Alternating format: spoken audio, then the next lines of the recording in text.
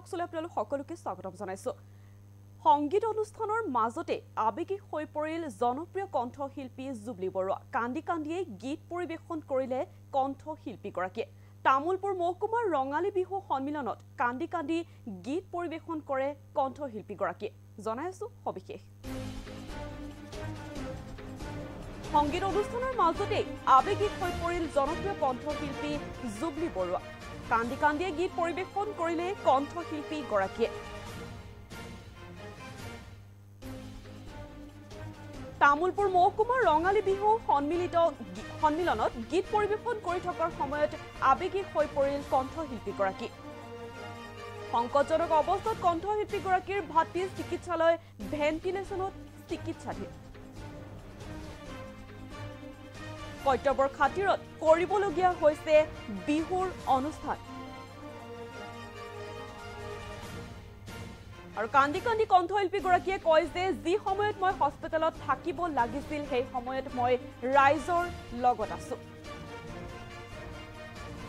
লগতে তেওঁ কয় যে ভাইটি ভেন্টিলেশ্যনত আছে এই মুহূৰ্তত মই তাৰ লগত থাকিব পৰা নাই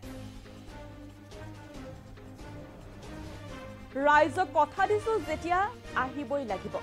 এইদৰে মন্তব্য কৰে বিহু মঞ্চত কণ্ঠশিল্পীগৰাকীয়ে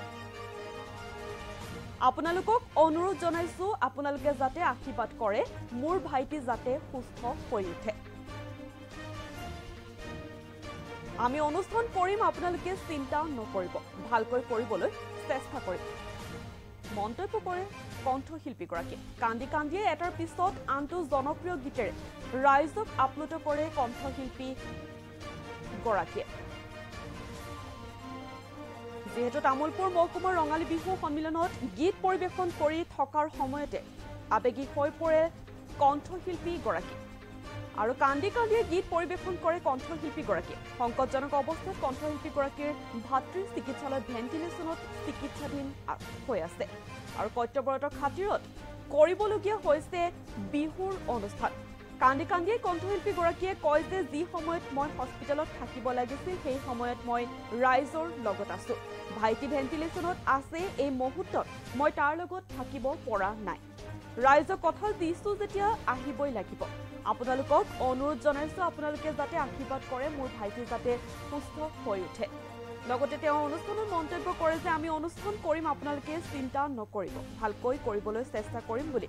মন্তব্য কৰে কণ্ঠশিল্পীগৰাকীয়ে আৰু কান্দি কান্দিয়ে এটাৰ পিছত আনটো জনপ্ৰিয় গীতেৰে ৰাইজক আপ্লুত কৰে জনপ্ৰিয় কণ্ঠশিল্পীগৰাকীয়ে কৰ্তব্যৰত খাতিৰত আচলতে কৰিবলগীয়া হৈছে বিহুৰ অনুষ্ঠান এনেদৰে মন্তব্য কৰিছে এতিয়া কণ্ঠশিল্পীগৰাকীয়ে তামুলপুৰ মহকুমাৰ ৰঙালী বিহু সন্মিলনত গীত পৰিবেশন কৰি থকাৰ সময়তে আবেগিক হৈ পৰিল কণ্ঠশিল্পীগৰাকী